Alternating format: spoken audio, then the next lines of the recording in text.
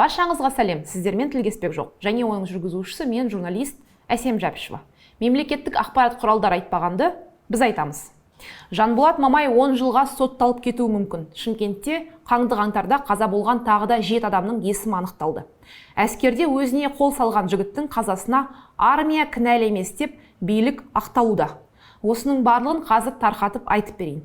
Бірақ алдымен бүгін болған басты оқиғадан бастайын. Қаңтарда қаза болған кішкентай Айкөркем естеріңізде болар. Оның қаяға маған оқ атқан деп жазылған суреті Алматыда салынып, бірнеше сағаттан соң Алматы әкімшілігі оны өшіріп тастағанында айтқан болатынмын. Ал енді дәл сол күні Айкөркемнің әкесі Айдос Мелдехан полицияға шақырғанын хабарлады. Оның сөзіне қарағанда, оған биыл 21 ақпанда болған оқиға түрткі болған. Айтуынша, өзінің артынан белгісіз біреу аңдып, ізінше онымен сөзге келіп қалған. Ол адам арыз жазып, соның негізінде хаттама толтырылған. Ал кеше тіпті сұмдық жаңалық болды. Қара жамылған Айдос отбасымен бірге қысымға шыдамай елден кетіп қалғанын хабарлады. Осылай өз елінде әділдік таба алмаған адамдар елден кетіп жатқан кезде қаңтаршыларға қысым аяқталмай, билік болса әлі күнге дейін халыққа оқ атқандарды да азаптағанды да жазаламаған. Десе де, шындық пен әділдікті талап еткен адамдардың саны азаяр емес. Ол туралы жалғастырмай тұра, осы каналға міндетті түрде жазылуыңызға шақырамын. Адамдар жазылса, жарнама берушілер келеді. Олар келсе, журналист жалдап, сапалы шығарылымдарға қолымыз жететін болады. Осы арнаның дамуына демеу болғандарыңыздың барлығына көп рахмет. Сонымен, бүгін ғана елорданың қақ ортасында Назарбаев университеті студенттері бітіру рәсіміне бас киіміне Айкөркемнің суретін іліп шықты. Мұны Twitter желісінде Назерке есімді студент жариялады. Бұдан бөлек басқа студенттер қазақ еркін Украинаны қолдаймыз деген жазбалармен шыққан. Назарбаев университетінің студенті Назерке өз жазбасында қаңтарда қаза болған жандарға қатысты ойын айтты. 2022 жылдың қаңтарында 300 адам қаза болды. Оларға арнап 1 минутта үнсіздік жарияланбады. Жаңашылық пен ынтымақтастықтың өзі жеткілікті болар еді. Олардың бәрі отандастарымыз.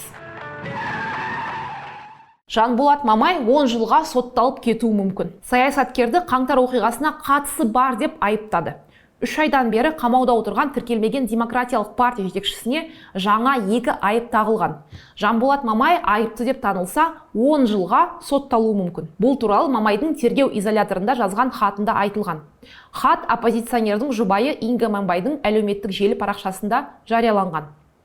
Бүгін өзіме қылмыстық кодекстің ауыр 2 бабы, 272 баптың 1 тармағы және 274 баптың 4 тармағы бойынша айып таққандар туралы білдім. Демек, мені қаңтар күндері жаппай тәртіпсіздіктер ұйымдастырып, жалған екені белгілі ақпарат таратқаным үшін айыптап отыр делінген хатта.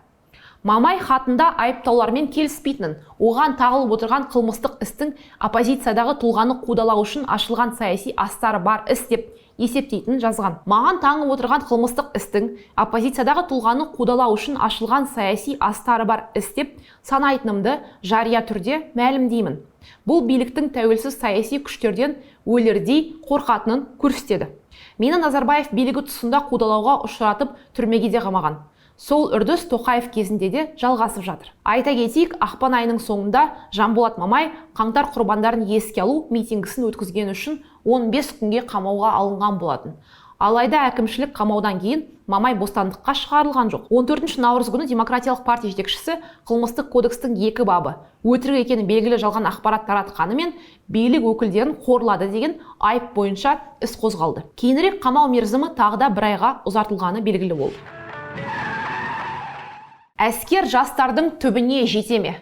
Жақындағына, яғни 4 маусымда Маңғыстау облысында ұлттық қауіпсіздік комитеті шекара қызметіне қарасты әскери бөлімде әскери борышын өтеп жүрген Түркістан облысы Сарыағаш қаласының тұрғыны 19 жасар Еділ Тешебаевтың белдікке асылып өлген туралы қаралы хабар тарады. Қаралы хабар сенбі күні таңертең жеткен. Өзін шекара қызметінің өкілі деп таныстырған адам інісінің таңғы сағат 5-тер шамасында дәретханада өз белдігіне асылып қалғанын хабарлаған. Оның туыстары 2003 жылғы сарбаздың өзіне қол жұмсағанына сенбейді. Оның ағасы Азаттық радиосына берген сұхбатында былай дейді: "Інімнің өзіне қол салу мүмкін емес. Мінезі ашық, көпшілікпен тез тіл табысатын. Әскерден қайтуына 3 ай қалған. Соңғы кезде күн санап жүрді. Ініммен түнде сөйлестім. 5000 теңге ақша салшы деді. Ақшам болмай сала алмадым. Соңғы уақытта қайта ақша сұрай берді. Өлер алдында хат қалдырды дейді. Інімнің жазуын танимын, хатты көрдім. Жазған ол емес. Әлім жеттік болды ма деп күдіктеніп отырмын. Хатта не жазылғанына көшейік. Анашым, сіз бұл хатты оқыған кезде мен бұл дүниеден озған болам. Менің айтқым келетін нәрсе ол сіз военныйларды күнәламаңыз. Олардың түк күнәсі жоқ. Мені түсініңіз. Мен кедейліктен, жоқшылықтан өте қатты шаршадым. Әрі қарай өмір сүргім келмейді. Әкеме айтыңыз, енді ішпесін. Ол менің соңғы өтінішім. Жеңгеме қатты сөйлемеңіздер. Егер ол ұл туса, атын Нұрдәулет, қыз туса, Сезін деп қойыңыздар. Анашым, өтінем, менің фотомды Ерсұлтанға беріңіз. Менен естелік болып қалсын. Анашым, мен сізді өте қатты жақсы көремін. Ақыретте жолығармыз, маған разы болыңыз. Оның ағасы неге кезетке берген сұхбатында былай деді. Кеше түнде қайтыс болардың алдында хабарласып ақша сұраған. Сосын Нұрсұлтан деген жігітке ақша аудардық. Негізі қысым болған ғой. Әйтпесе үйге қайтуына 2 ай ғана қалып еді. Ол өлем деген бала емес еді. Ол әскерге өз еркімен кетті. Өзі құжат жинап өткізіп жүрді. Оны әскерге кетіп бара жатқан кезде де ұрған. Әскерге барасың ба деп ұрып сынап көрген. Бұл сонда да қайтпай барамын деп тұрып алған. Сол кезде бастаған ғой. Оны өлтіріп қойып, енді атынан хат жазып, сондай саясатқа барып отыр. Қазір ұшақпен жолға шығайын деп жатырмыз. Үлкен апамыз естіп, хал жаман болып жатыр. Бір ағамыз ауруханаға түсті. Әке шешем қатты күйзелді. Жиі сөйлесіп тұрдық. Соңғы кезде ғана маған хабарласпай қойды. Сосын күні кеше оған дауыс арқылы хабарлама жібердім. Інім, сені сағындық. Сен бізге керексің, сен жақсы көреміз, хабарлассаңшы. Сосын ақша сұрап хабарласты. Оның алдында 5000 теңге сұраған. Оны таба алмадық. Біреу тақымға алып қысқан сияқты. Бізге сіздерден көмек керек. Президент те, осыдан тағы да бір әскер қайтыс болса, бұл іске өзім кірісемін деп еді. Біздің отбасымызға халық болып, ел болып, шындықтың ашылуына қол ұшын берсеңіздер екен. Дәл осы қаралы оқиға туралы ақпарат барлық жерге тарағаннан кейін қорғаныс министрі Руслан Жақсылықов солдаттың қазасына армия кінәлі емес деп ақталды. В первую очередь нам надо понять причины, почему молодые люди заканчивают жизнь самоубийством. Почему? Потому что ведь в этом не только виноват армия, да, понятно, но он пришел в армию, соответственно, ответственность за жизни военнослужащих возлагается на командира. Но человек пришел уже созревший, он пришел с гражданского общества, он пришел уже со своими проблемами к нам.